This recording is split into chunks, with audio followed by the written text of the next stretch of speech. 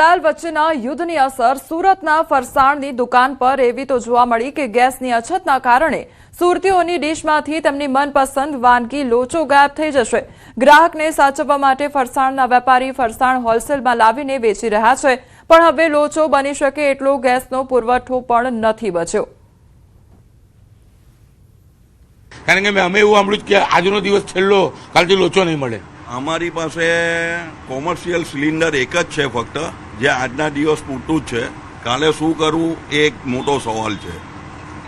હવે અત્યારે તો હાલ પૂરતો અમે અમુક વસ્તુ બહારથી હોલસેલમાં લાવીએ છીએ કે દુકાનનું કામકાજ ચાલુ રહે, પણ લોચા માટે હવે અઘરું થઈ રહ્યું છે।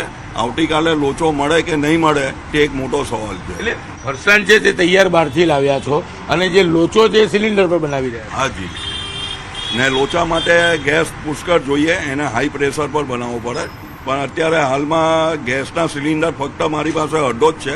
એ લાવીને કેમ વેચી રહ્યા છો? ગ્રાહકને સાચવવા માટે, દુકાનનું કામકાજ ચાલુ રહે એટલા માટે એક કાઉન્ટર પર મૂકીએ છીએ બહારથી લાવીને। બિલકુલ જે પ્રકારે ગેસની અછત ઊભી થઈ છે ત્યારે સુરતના ફરસાણની દુકાનના માલિકો દ્વારા ગ્રાહક સાચવવા માટે કહી શકાય સુરતના લોકોનો પ્રિય લોચો છે, એટલે કે જે સિલિન્ડર પડ્યો છે એ સિલિન્ડર લોચો બનાવવામાં ઉપયોગ કરે છે અને બાકીની તમામ વસ્તુ છે તે બહારથી હોલસેલમાં લાવીને ગ્રાહકોને આપી રહ્યા છે। એટલે કે જે વ્યક્તિ પોતે બનાવી અને વેચતો હતો, આ વિસ્તારમાં જાણીતા હતા, આજે ગ્રાહક સાચવવા માટે બહારથી માલ લાવવો પડે છે। માત્ર લોચા માટેનો એક સિલિન્ડર હતો તે પણ હવે અડધો છે અને કહી શકાય કાલથી આ દુકાનમાં લોચો નહીં મળે। એટલે ચોક્કસ ઈરાન અને ઇઝરાયલના યુદ્ધની અસર સુરતમાં ઉદ્યોગોમાં જોવા મળતી હતી, પણ ખાણીપીણી માટે જાણીતા શહેરના સુરતીઓની ડીશમાં હવે લોચો ગાયબ થઈ જશે। એનું કારણ ગેસ છે। કેમેરામેન જીગર ગુગલ સાથે કીર્તેશ પટેલ, ન્યૂઝ 18 ગુજરાતી, સુરત। અમેરિકા અને ઈરાન વચ્ચે ચાલી રહેલા યુદ્ધની વૈશ્વિક અસર હવે ભારતના સંઘ પ્રદેશ દમણ સુધી પહોંચી ગઈ છે। પેટ્રોકેમિકલ્સ કંપનીઓએ પ્લાસ્ટિકના દાણાના ભાવમાં 40 થી 50% સુધીનો વધારો ઝીક્યો છે, જેના કારણે દમણની પ્લાસ્ટિક ઇન્ડસ્ટ્રીઝ પર ગંભીર અસર જોવા મળી રહી છે। દમણમાં અંદાજે 1500 જેટલા નાના અને મોટા પ્લાસ્ટિકના એકમો કાર્યરત છે, જેમાંથી લગભગ 25% એકમોને અસ્થાયી રીતે બંધ કરવાની ફરજ પડી છે। જો આવનારા સમયમાં યુદ્ધ વિરામ નહીં આવે તો પ્લાસ્ટિકના દાણાના ભાવ 170 થી 200 રૂપિયા સુધી પહોંચી શકે તેવી ભીતિ છે। જો યુદ્ધનો માહોલ આગામી 1 મહિના સુધી ચાલુ રહેશે તો નાના પ્લાસ્ટિક ઉદ્યોગોને તાળા વાગવાની શક્યતા છે, જેના કારણે હજારો કામદારોની રોજગારી પર ગંભીર અસર પડી શકે છે।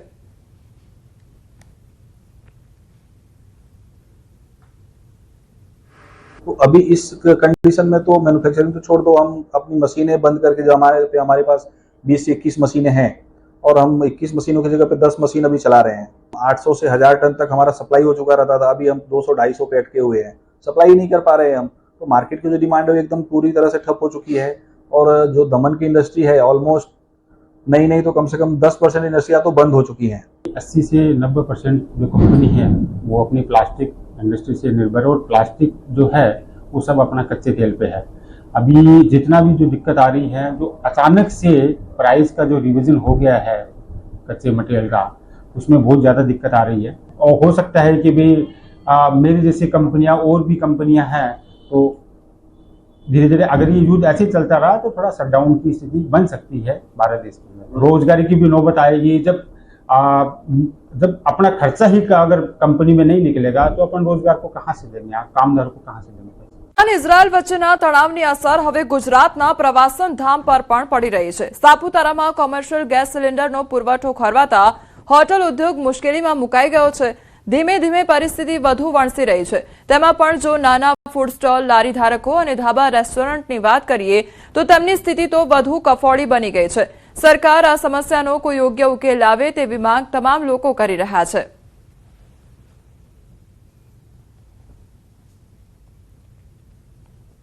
हालांकि होटल व्यवसाय होने के कारण हम लोगों ने गैस की खपत को न्यूनतम करने के सारे कदम उठा रहे हैं, जैसे कि स्टाफ का खाना हम लोग लकड़ी पे बनाना शुरू कर दिया है।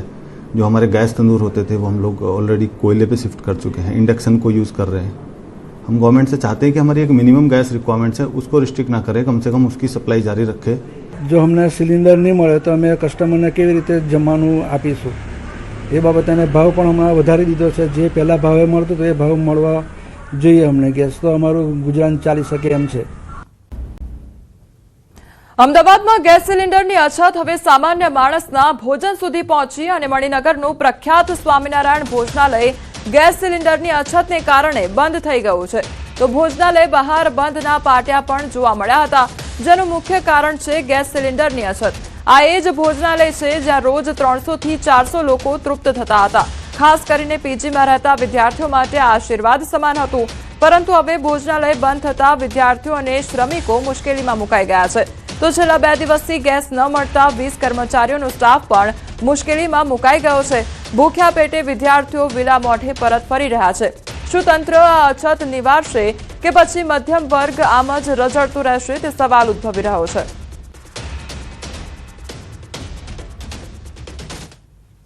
આજે હું અત્યારે અહીંયા આવ્યો જમવા માટે થઈને, અને આ મણિનગરની એક એવી સારી અને એવી શુદ્ધ ભોજનાલય હતી કે ત્યાં અહીંયા મણિનગરના હજારો લોકો અહીંયા જમે છે, અને આ બહુ ખૂબ સારું છે. એટલે મને હમણાં બીજા મીડિયાના માધ્યમથી જ ખબર પડી કે ગેસ સિલિન્ડરના કારણે આને બંધ કરવામાં આવી છે. તો હું સરકારને એક વિનંતી કરવામાં માંગુ છું, કારણ કે મણિનગરની અંદર એલજી હોસ્પિટલ છે, મણિનગરની અંદર પીજીમાં રહેતા ઘણા બધા વિદ્યાર્થીઓ છે કે જેનો અહીંયા પરિવાર નથી, તો એવા લોકો ક્યાં જમશે? જેમ કે કોઈનો અહીંયા પરિવાર હોય તો એના ઘરે જઈને જમી લેશે. બધી જ હોટલો જો બંધ થઈ જશે તો એ બાળકોનું ભવિષ્ય શું? સરકારને એટલી વિનંતી છે કે હોટલો બંધ કરાવે ચાલશે, પણ જો આવું ભોજનાલય બંધ કરાવશે એની અંદર ઉંમરલાયક માણસો, અમારા જેવા વ્યક્તિઓ, જે સ્ટુડન્ટો છે, આ બધાને આવી તકલીફ પડશે. જેથી વિનંતી છે કે ભાઈ આવી ભોજનાલયો બંધ ના થવી જોઈએ. શુદ્ધ શાકાહારી ભોજન મળે છે, બીજું કે જે નોર્મલ પબ્લિકને ખાઈ શકાય એવા પૈસાથી મળી રહ્યું છે, એટલે આવી વસ્તુ બંધ ના થવી જોઈએ. એક સમય જ્યાં 300 થી 400 લોકો જમી શકે તે પ્રકારની વ્યવસ્થા ગોઠવવામાં આવતી હતી, તે આજે બંધ હાલતમાં છે. હું વાત કરી રહી છું અમદાવાદના મણિનગર વિસ્તારમાં આવેલા સ્વામિનારાયણ ભોજનાલયમાં. મારી પાછળ જોતા આ ભોજનાલય કે જ્યાં 300 થી 400 લોકો એક સાથે જમી શકે તે પ્રકારની વ્યવસ્થા કરવામાં આવી હતી, પરંતુ હકીકત એ આવી કે જ્યારથી કમર્શિયલ ગેસની અછત થઈ છે ત્યારથી અહીં આ ભોજનાલય છે તે બંધ હાલતમાં જોવા મળી રહ્યું છે. આજે સતત બીજો દિવસ છે કે જ્યારે ગેસ બાટલોને શોર્ટેજ હોવાથી ખાસ કરીને આ ભોજનાલય બંધ કરી શકાય તે પ્રકારનું અહીં બોર્ડ છે, તે બોર્ડ મારવામાં આવ્યું છે. ગુજરાતી થાળી જે 80 રૂપિયા મળતી હતી, જેને કારણે 300 થી 400 લોકો જમી શકતા હતા. એટલું નહીં, 20 થી પણ વધારે કર્મચારીઓનો સ્ટાફ છે તે અહીં કામ કરતો હતો, પરંતુ હાલત એવી થઈ છે કે અહીં ભોજનાલય બંધ હોવાને કારણે અનેક લોકો જે છે તે અહીંથી પરત ફરે છે અને બોર્ડ વાંચીને બસ તેઓ અહીંથી નીકળી જતા હોય છે, કારણ કે ગેસની અછતને કારણે આ ભોજનાલય બંધ કરવું પડે તેવી પરિસ્થિતિ સર્જાઈ છે. કેમેરા પર્સન હિરેન શાહ સાથે દીપિકા કુમાર, ન્યૂઝ 18 ગુજરાતી, અમદાવાદ. ગાંધીનગરમાં એમએલએ ક્વાર્ટરમાં 2 દિવસીય યોગ શિબિરનું આયોજન કરવામાં આવ્યું છે. આંતરરાષ્ટ્રીય યોગ દિવસના 100 દિવસ પહેલા આ કાઉન્ટડાઉનની શરૂઆત કરવામાં આવી છે. તો યોગ બોર્ડના ઉપક્રમે જિલ્લા અને તાલુકા મથકોએ પણ યોગ શિબિરનું આયોજન કરવામાં આવશે. તો એમએલએ ક્વાર્ટરમાં મોટી સંખ્યામાં ધારાસભ્યોએ યોગ શિબિરમાં ભાગ પણ લીધો હતો.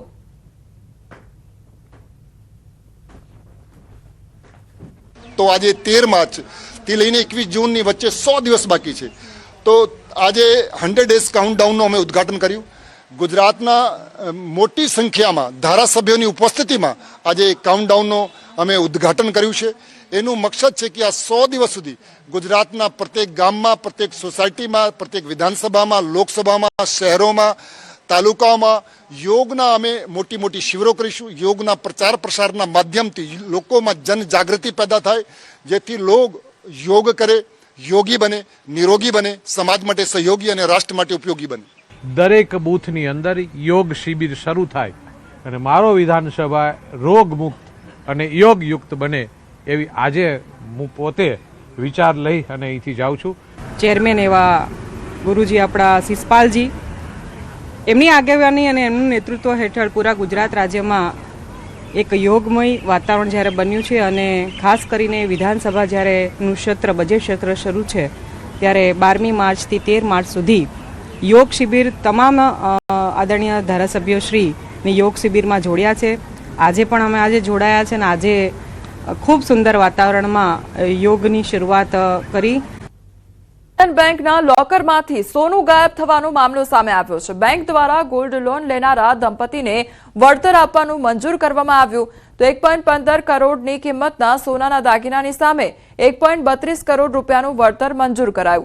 શાહ દંપતીએ બેંકમાં 22 કેરેટના 1 કિલોથી વધુના દાગીના પર લોન મેળવી હતી. તો ઓક્ટોબર 2025માં ગોલ્ડ લોન રિન્યુ સમયે લોકરમાંથી સોનું ગાયબ હોવાની જાણ થઈ હતી. ત્યારે બેંક દ્વારા હકારાત્મક વલણ ન દાખવતા દંપતીએ હાઈકોર્ટના દ્વાર ખટખટાવ્યા હતા. ત્યારે બેંકે સમાધાન પેટે 1.32 કરોડનું વળતર ચૂકવવાનું મંજૂર કર્યું છે.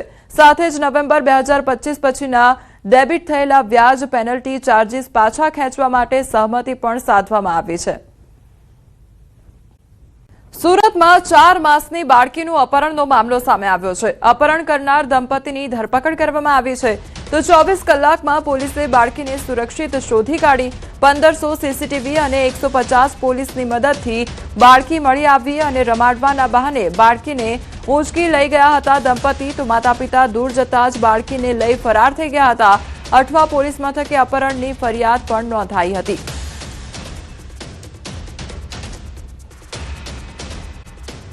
ક્રાઇમ બ્રાન્ચ દ્વારા મોટી કાર્યવાહી કરવામાં આવી છે. મોરબી એલસીબીની ટીમે કરોડો રૂપિયાનો ઇંગ્લિશ દારૂનો જથ્થો ઝડપી પાડ્યો છે. બાતમીના આધારે ચોટીલા રાજકોટ હાઈવે પર શુગર એન્ડ સ્પાઇસ હોટલ નજીક એલસીબીએ દરોડા પાડ્યા હતા અને દરોડા દરમિયાન એક વાહનમાંથી કુલ 31,752 બોટલ વિદેશી દારૂ અને બિયર મળી આવ્યા હતા, જેની અંદાજિત કિંમત આશરે 1 કરોડ 93 લાખ થાય છે. સાથે જ પોલીસે 25 લાખનું વાહન, એક મોબાઈલ અને 3200 રૂપિયા રોકડ મળી કુલ 2 કરોડ 18,55,560 રૂપિયાનો મુદ્દામાલ કબજે કર્યો છે. કાર્યવાહી દરમિયાન રાજસ્થાનના ઉદયપુરના લલિતકુમાર પ્રતાપજી ખરાડી નામના એક આરોપીની ધરપકડ કરવામાં આવી છે. જ્યારે દારૂ મોકલનાર, વાહન માલિક અને જથ્થો મેળવનાર સહિત 3 શખ્સોને વોન્ટેડ જાહેર કરવામાં આવ્યા છે. મોરબી એલસીબીના પીઆઈ એમપી પંડ્યા અને તેમની ટીમે આરોપીની આગળની તપાસ માટે વાંકાનેર તાલુકા પોલીસને સોંપ્યો છે.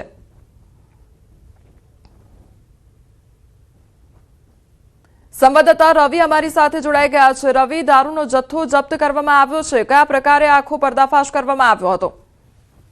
મોરબી ક્રાઇમ બ્રાન્ચને એક ચોક્કસ બાતમી મળી હતી કે એક મોટા વાહનમાં વિદેશી દારૂનો જથ્થો પસાર થવાનો છે. આ બાતમીના આધારે હાઈવે પર સુગર અને સ્પાઇસ હોટલ નજીક વોચ ગોઠવવામાં આવી હતી. શંકાસ્પદ વાહનને અટકાવીને તલાશી લેતા પોલીસ પણ ચોંકી ઉઠી હતી. વાહનમાંથી પંજાબમાંથી આવેલો વિવિધ બ્રાન્ડનો દારૂ જોવા મળ્યો હતો અને આ પંજાબના ભટિંડા તેમજ પંજાબના અલગ અલગ જે વિસ્તારો છે ત્યાંની લીઝ ફેક્ટરીમાંથી આ દારૂ મોરબી સપ્લાય કરવામાં આવ્યો હતો. ભટિંડા, બાટાલા, પંજાબના જે માહોલી છે ત્યાંથી આ અંગ્રેજી દારૂનો બિયર, દારૂ સહિતનો જથ્થો મોરબી એલસીબીએ ઝડપી પાડ્યો છે. જી રવિ, સમગ્ર માહિતી બદલ આપનો આભાર. એસઓજી દ્વારા નકલી નોટ ઝડપી પાડવામાં આવી છે. 100 તથા 200ના દરની 38 નકલી નોટ ઝડપાઈ છે. 29 વર્ષીય નૈતિક મહેતાની કરવામાં આવી છે ધરપકડ. તો A4 સાઇઝના પેપર, પ્રિન્ટર કમ સ્કેનર સહિતની વસ્તુઓ ઝડપી પાડવામાં આવી છે. આરોપી વિરુદ્ધ અગાઉ અપહરણ, દુષ્કર્મ, ઘરફોડ, ચોરી સહિતની કલમ હેઠળ 2 જેટલા ગુના નોંધાઈ ચૂક્યા છે. સુરતના ઉત્તરાણ વિસ્તારમાં નકલી ઘીનો મોટો કૌભાંડનો પર્દાફાશ થયો છે. ઉત્તરાણ પોલીસ અને ફૂડ સેફટી વિભાગની સંયુક્ત કાર્યવાહીમાં રંગોલી ચોકડી પાસે આવેલા અવસર પ્લાઝા કોમ્પ્લેક્સમાંથી શ્રી સહજાનંદ ગાય ઘી અને શ્રી ગજાનંદ ગાય ઘી નામે વેચાતું શંકાસ્પદ ઘી ઝડપાયું છે. તો સ્થળ પરથી હજારો ડબ્બાઓમાં ભરાયેલ આશરે 583 લીટરથી વધુ ઘી તેમજ તેને બનાવવામાં ઉપયોગ થતી મશીનરી અને અન્ય સામગ્રી જપ્ત કરવામાં આવી છે. પોલીસે કાર્યવાહી દરમિયાન સ્થળ પરથી નિહાર ભરતભાઈ મોવલિયા નામનો આરોપીની ધરપકડ કરી છે.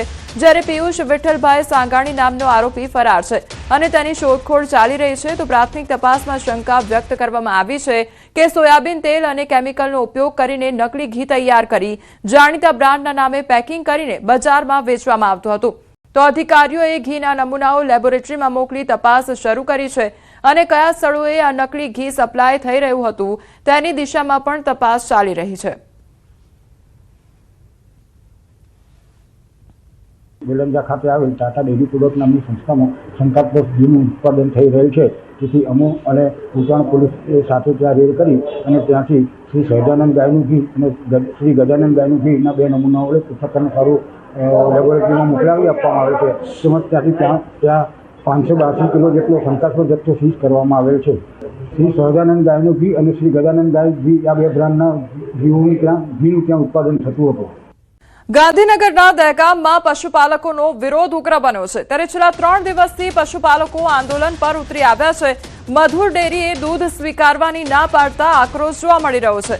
વિરોધ કરનાર પશુપાલકોની અટકાયત કરવામાં આવી છે તો પશુપાલકો ગાંધીનગર કૂચ કરે તે પહેલા અટકાયત કરવામાં આવી છે। 4 મહિનાથી મધુર ડેરીમાં દૂધ ભરતા હતા તો 3 દિવસ અગાઉ મધુર ડેરીએ દૂધ ન લેવાની જાણ કરી 90 મંડળીઓ દૈનિક 60,000 લીટર દૂધ ભરતી હતી તો ઉત્તમ ડેરી ભાવ ન આપતા દૂધ ભરવાનું બંધ કર્યું અને મધુર ડેરીના નિર્ણયથી 15,000 પશુપાલકો હવે હેરાન પરેશાન થઈ રહ્યા છે તો પશુપાલકોમાં આક્રોશ જોવા મળી રહ્યો છે। મધુર ડેરી દ્વારા દૂધ સ્વીકારવાની ના પાડતા પશુપાલકોમાં ભારે રોષ વ્યાપ્યો છે તે લોકો દ્વારા વિરોધ કરવામાં આવી રહ્યો છે તો 15,000 જેટલા જે પશુપાલકો છે તે હાલ હેરાન પરેશાન થઈ રહ્યા છે।